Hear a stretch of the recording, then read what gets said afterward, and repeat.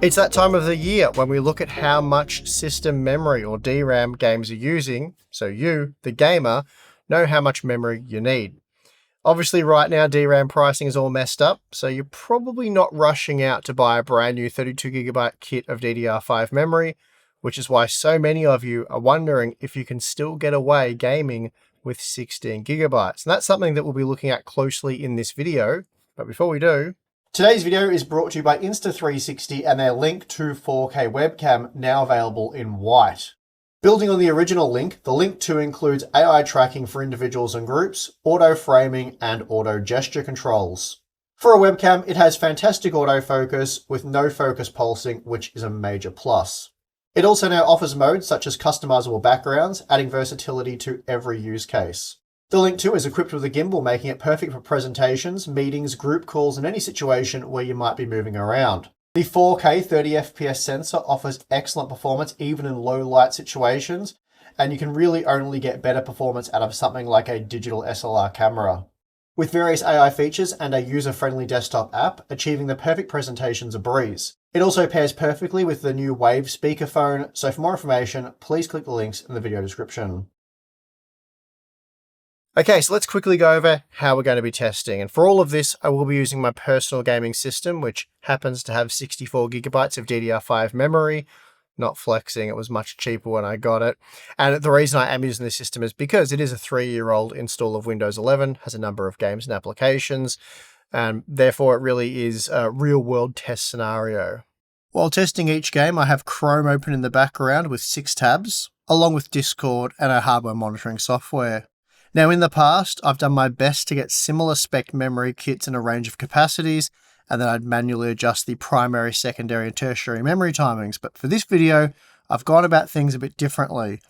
For all of this testing, I'll be using the same 64GB memory kit, but I'll be modifying how much memory Windows 11 can address using msconfig. The maximum memory option allows you to simulate lower memory configurations, and this allowed me to accurately test 8, 16, 32, and of course 64GB configurations, all while using the exact same memory timings, frequency, and ranks. Finally, the CPU of choice for this testing is the Ryzen 7 9800X 3D, and for the GPU, the GeForce RTX 5090, and all of the testing takes place at the 4K resolution, generally using the maximum quality settings. So with all of that said, let's get into the testing.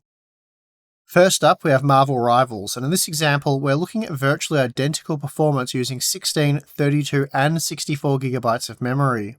It's worth noting that we did see 18GB of memory used for the 32GB and 64GB configurations, but the game can get away with some of the data being stored in the page file, likely some of those Chrome tabs for example, which is why the 16GB configuration performed well. But with just 8GB of memory, the experience is very poor with frequent frame time stutters. Moving on to 2025's most optimized title for frame generation enthusiasts, Borderlands 4. This is another example where up to 18GB of DRAM was used, though again 16GB worked quite well as 32 and 64GB. As expected, the game was horrible with just 8GB of memory, despite the average frame rate looking decent. And of course, it was the 1% lows that took the hit due to very poor frame time performance. Next up, we have Stallker 2, and in this example, we again saw up to 18GB of DRAM used, though the 32GB configuration maxed out at just shy of 17GB used, while the 16GB configuration capped out at 14GB used. Again, performance using 16, 32, or 64GB of system memory was much the same, with similar average frame rates and 1% lows. It was only the 8GB memory configuration that suffered with poor frame time performance. Now, Mafia The Old Country is the first game we've come across where 16GB of system memory isn't quite enough, and as a result does suffer from poor frame time performance. In this example, we're looking at needing around 20GB of system memory to play without issue, so you'll want a 24 to 32GB kit for this game. The experience with 16GB was really terrible, so needless to say 8GB just isn't going to work. Arc Raiders was quite impressive. Even with just 8GB of system memory, the game is playable with minimal stuttering. And that being the case, 16GB is enough memory for an optimal experience in Arc Raiders. The Space Marine 2 results are interesting because the game appears to run quite well with just 8GB of system memory, but the frame rate and frame time stats are a little bit misleading here, and that's because the game isn't being rendered correctly. And this is because a lot of the high-resolution textures have been replaced with low-resolution, muddy textures. So at a minimum here, you'll want 16GB of DRAM. There wasn't really any difference between 16 and 32GB of system memory, so this is yet another game that will play fine with 16GB. Like Arc Raiders, I was surprised to find that Battlefield 6 plays reasonably well with just 8GB of system memory, despite using 11GB for the 16GB configuration and up to 14GB when 64GB was available. The game was hoovering up plenty of VRAM though, so if you have a graphics card with less than 16GB of VRAM, your DRAM usage is going to get hammered when playing Battlefield 6 with the Extreme preset. Black Myth Wukong plays perfectly fine with 16GB of DRAM. In this example, we saw no performance improvements using 32 or 64GB. The game was somewhat playable even with just 8GB of system memory, though you can expect fairly frequent frame time stuttering. So while not completely broken, it's less than ideal and you really will want 16GB of system memory for playing this game. For an optimal experience in Clair Obscur Expedition 33, you will want 16GB of DRAM, but more than that is really unnecessary as we saw a maximum usage of 13GB during our gameplay. The game's still playable even with just 8GB of DRAM, though you will encounter periods of stuttering, so while 16GB is certainly recommended, surprisingly you could play with just 8. And we found a similar thing when playing Cyberpunk 2077 Phantom Liberty. This game only requires 16GB of DRAM, as we never saw usage reach 15GB, even when all 64GB of memory was available. As a result, the game was mostly playable even with just 8GB of DRAM, though we did see some frame pacing issues from time to time. Again, 16GB is ideal here and will enable an excellent experience. Now, frame rates in Cyberpunk using the Ultra preset at 4K were very low, so I've downgraded to the Medium preset just to see if performance trends remain the same, and the good news is, they do. Again, 16GB of DRAM works perfectly well, and enables full performance without any frame time issues. The game is also playable with just 8GB of DRAM, though expect some frame stuttering with this configuration. Doom the Dark Ages is yet another new game that works perfectly well with 16GB of system memory, and with up to 13.5GB used, the 32 and 64GB configurations provided no real advantage. But as well as the 16GB configuration works, unfortunately 8GB is really a no-go for this title, suffering constant frame time issues, making the game unenjoyable to play. Kingdom Come Deliverance 2 also plays well with 16GB of DRAM, and in this example, we saw up to 13.5GB used for the 32 and 64GB configurations. The game is technically playable with just 8GB, but again this configuration did suffer from frequent frame pacing issues, hurting the 1% lows. Even a newly released title like The Outer Worlds 2 plays perfectly well with 16GB of system memory, and although we saw up to 15.5GB used for the 32 and 64GB configurations, with just 16GB of total system memory, the game played without any issues. It was even playable for the most part with 8GB, though, as we've often found, this configuration does suffer from frame time issues. Now, we're going to look at what happens if you use a graphics card with 8GB of VRAM, but as a quick refresher, this is how Marvel Rivals performed using the RTX 5090. In short, 16GB of DRAM was enough, with 32GB or more being extreme overkill.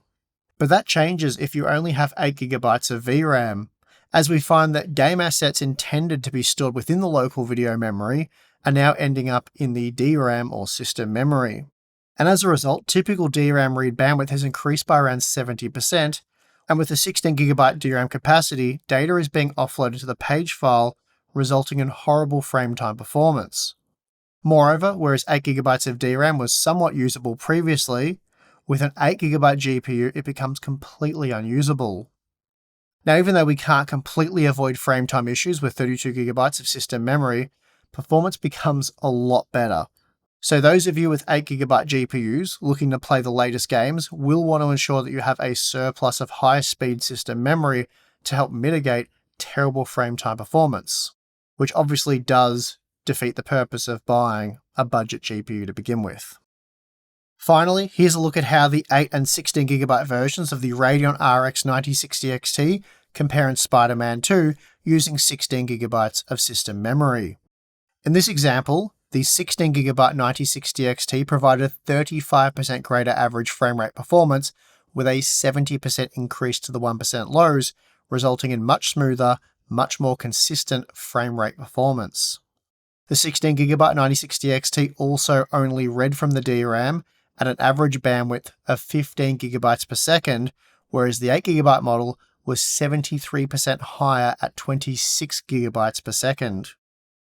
Now, if we increase the available system memory to 32GB, performance of the 16GB 9060 XT remains much the same, but the 8GB model now sees an over 60% increase to the 1% lows, drastically reducing the amount of stuttering that we see, and this is a direct result of being able to store the game assets spilling over the 8GB VRAM buffer into the system memory, sucking up a total of 23GB of system memory, a little over 30% more than the 16GB graphics card.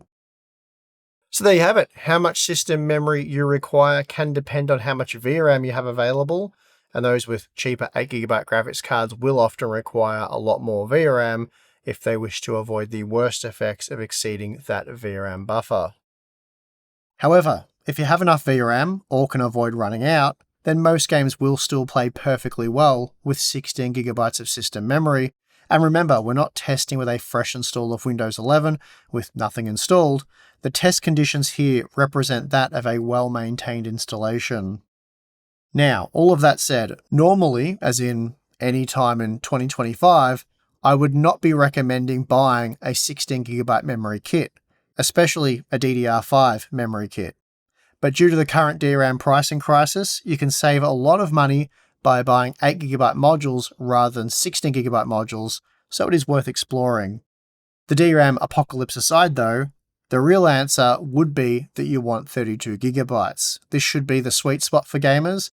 It's enough capacity to ensure that all your games play optimally and will do so for the foreseeable future. But the good news is, for those of you in need of memory right now, most games will still play perfectly well with 16GB, especially multiplayer titles with a lot of replayability. At the time of making this video, it was possible to purchase two 8GB memory modules for around $200 US, whereas 32GB of similar quality memory cost more like $350 US, so almost twice the price, which of course makes sense. For higher end builds, it probably makes sense just to take the pain on DRAM pricing and get yourself a decent 32GB kit.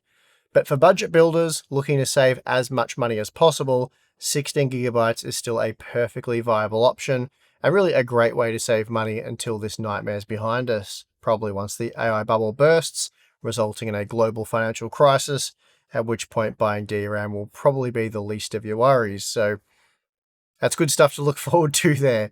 And on that bombshell, I'm going to end the video. If you liked it, give it a like, subscribe for more content.